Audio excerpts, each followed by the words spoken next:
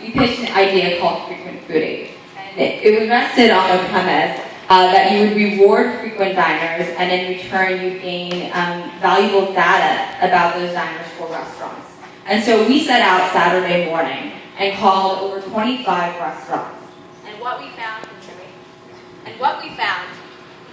was an interesting thing. We found that all of the costs, either corporate or independent or local restaurants, it doesn't matter, all of them had the same problem, that they didn't have any tools to consistently manage their high-quality staff.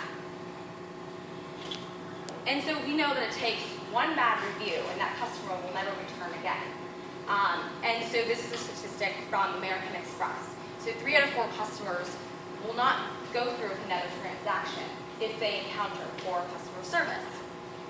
So this is a big problem and an incredible opportunity for us to bridge the gap between diners and restaurants and to mobilize diners as these secret shoppers and to provide valuable performance analytics for restaurants. And in return, they can be rewarded. So this is kind of how it works. We would, download an app. I would go to a participating Frequent Foodie restaurant, and at the end of my meal, I would rate my server, Horatio, and give him a simple 5-star rating metric. And for every rating I do, I get points. And these points, there's a twofold benefit. One, I can eventually redeem these points for an actual real gift at a restaurant. And also, the more I rate, the more of an expert I become, and I maybe receive a super foodie status. And this can have valuable benefits later on through social, and also it feeds back into our marketing optimization arm. So, we did do validation on this, and we surveyed our network of 79 individuals, mostly 20 to 65, tech savvy, and they said, yes, actually at the end of my meal, I'd be willing to take out my smartphone and survey my server. And then 93% of those said, and most definitely I would do that if I had an incentive. I said, great. And these rewards translate into actionable benefits for the restaurant. And so this is kind of what it would look like on the back end for a restaurant. So as I rate them, they're saying, oh great, so I see that Horatio, gets 3 stars in the morning, but he gets 5 stars in the afternoon. So maybe he should be, he's an afternoon guy.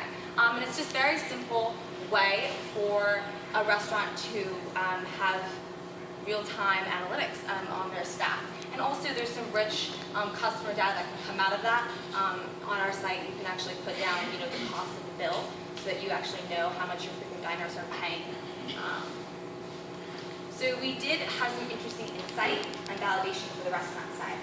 And so we talked to one Harris employee, and they said they pay $100 per secret shopper. That's for the restaurant. They also have 30 to 40 other shops that they hire more secret shoppers for.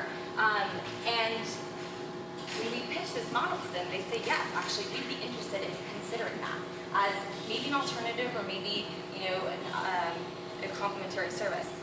So that was good. So there's a potential for us to go to market. How would we do this? Well, we would start in the New Orleans area, start with who we know in our local network, and then we would kind of go into the more sophisticated players in the corporate arm.